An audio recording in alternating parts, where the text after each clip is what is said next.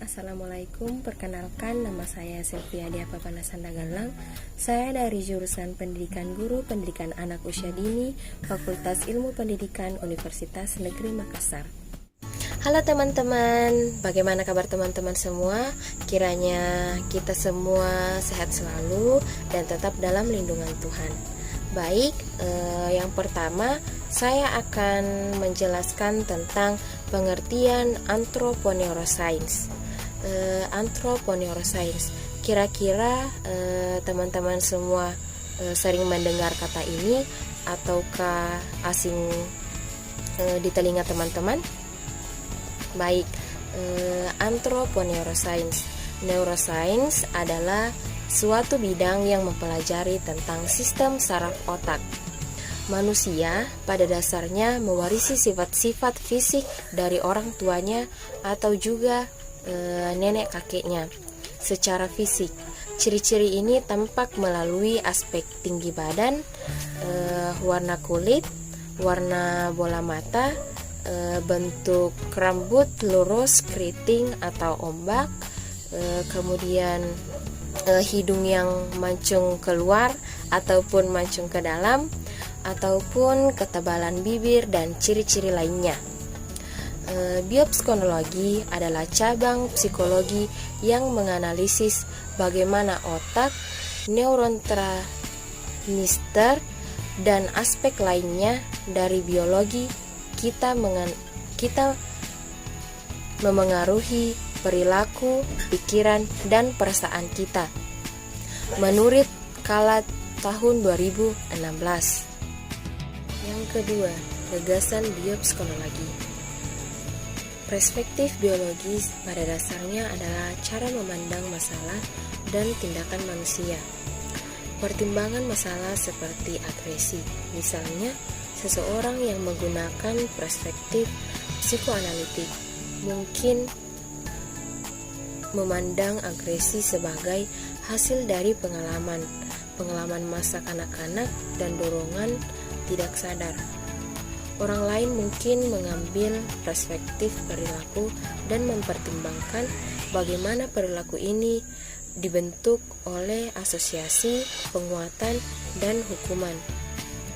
Seorang psikologi dengan perspektif sosial mungkin melihat dinamika dan tekanan kelompok yang berkontribusi terhadap perilaku tersebut. Salah satu kekuatan menggunakan perspektif biologis adalah hal bahwa pendekatannya biasanya sangat ilmiah. Para peneliti menggunakan metode empiris yang ketat dan hasilnya seringkali dapat diandalkan dan praktis. Penelitian biologi telah membantu menghasilkan perawatan yang bermanfaat untuk berbagai gangguan psikologis. Kelemahan dari pendekatan ini adalah bahwa sering gagal untuk memperhitungkan pengaruh lain pada perilaku. Hal seperti emosi, tekanan sosial, faktor lingkungan, pengalaman masa kecil, dan variabel budaya juga dapat berperan dalam membentuk masalah biologis. Karena itu, penting untuk diingat bahwa pendekatan biologis hanyalah salah satu dari banyak perspektif berbeda dalam psikologi. Untuk mendalami biopsikonologi, maka penting adanya pemahaman tentang proses biologis serta anatomi dasar dan fisiologi. 3 komponen terpenting yang harus dipahami adalah otak, sistem saraf, dan neurotransmitter. Yang ketiga, anatomi fisiologis otak manusia. Otak manusia bukan hanya salah satu organ terpenting dalam tubuh.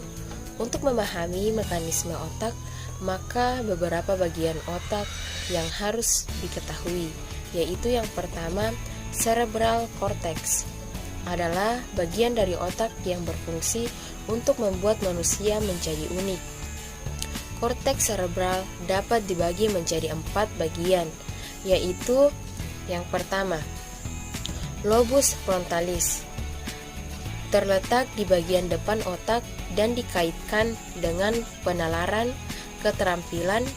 Lobus temporalis motorik, kognisi tingkat yang lebih tinggi dan bahasa ekspresif.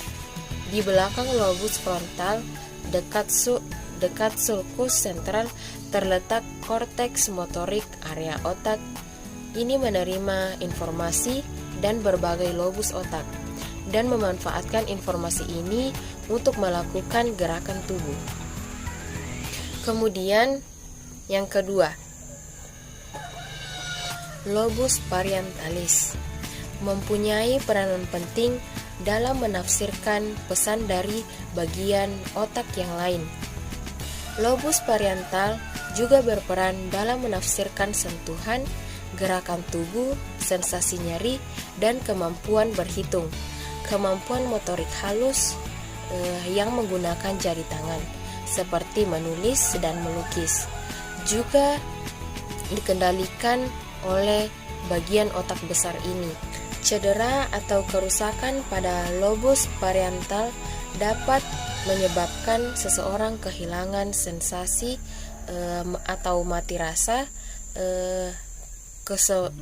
kesemutan di sisi tubuh yang berlawanan. Yang ketiga, lobus temporalis terletak di bagian bawah otak. Lobus ini juga merupakan lokasi korteks pendengaran primer yang penting untuk menafsirkan suara dan bahasa yang kita dengar. Hipokampus juga terletak di lobus temporal. Hipokampus adalah formasi kecil melengkung di otak yang memainkan peran penting dalam sistem limbik. Hipokampus terlibat dalam pembentukan ingatan baru dan juga terkait dengan pembelajaran dan emosi. Yang keempat, lobus occipital terletak di belakang otak dan dikaitkan dengan menafsirkan rangsangan visual dan informasi. Korteks visual primer yang menerima dan menafsirkan informasi dari retina mata terletak di lobus occipital. Kerusakan pada lobus ini dapat menyebabkan masalah visual seperti kesulitan mengenal objek, ketidakmampuan untuk mengidentifikasi warna, dan kesulitan mengenali kata-kata. Yang kedua, brain system. Susunan brain system atau batang otak terdiri dari otak tengah, pons, dan medula. Batang otak adalah bagian otak yang terletak di dasar otak dan terhubung ke saraf tulang belakang. Selain itu, bagian otak ini juga berperan sebagai penghubung antara otak besar atau cerebrum dan otak kecil cerebellum dan saraf tulang belakang. Batang otak berperan penting sebagai pusat kendali berbagai fungsi tubuh, seperti mengontrol pergerakan mata, memproses informasi visual, bunyi, dan sensoris yang meliputi sentuhan, suhu, dan rangsangan nyeri. Kemudian mengendalikan gerakan wajah, mengontrol fungsi jantung dan paru-paru, termasuk detak jantung, tekanan dan darah pernafasan. Kemudian mengendalikan proses menelan, muntah, batuk, dan bersin. Yang ketiga, cerebellum. Ukuran otak kecil hanya 10% dari seluruh otak. Meski begitu, otak kecil memuat lebih dari 50% sel saraf di otak. Otak kecil memiliki banyak fungsi yang berkaitan dengan gerakan tubuh. Lebih tepatnya, organ inilah yang menyempurnakan sinyal dari otak besar ke otot dan membuat gerakan tubuh menjadi lebih akurat Berikut ini adalah beberapa fungsi otak kecil. Yang pertama, menjaga keseimbangan dan postur tubuh. Yang kedua, mengatur koordinasi dan gerakan tubuh. Hampir setiap gerakan tubuh pasti menumbuhkan koordinasi beberapa kelompok otot. Otot inilah yang mengatur kekuatan beberapa otot berbeda dalam satu waktu sehingga menghasilkan sebuah gerakan yang mulus ataupun yang serempak. Kemudian mengatur proses pembelajaran, gerakan, dan fungsi kognitif. Yang keempat, thalamus. Thalamus terletak di atas batang otak. Thalamus memproses dan mentransmisikan informasi, gerakan, dan sensorik. Thalamus bertindak sebagai pemancar untuk hampir semua informasi yang datang dan berjalan di antara otak dan seluruh sumber saraf otak. Kemudian yang kelima, hipotalamus terhubung dengan banyak daerah lain di otak dan bertanggung jawab untuk mengendalikan rasa lapar, haus, pengaturan suhu tubuh, dan emosi. Emosi tampaknya mengatur kehidupan kita sehari-hari, membuat keputusan berdasarkan apakah kita bahagia, marah, sedih, atau bosan, dan frustasi.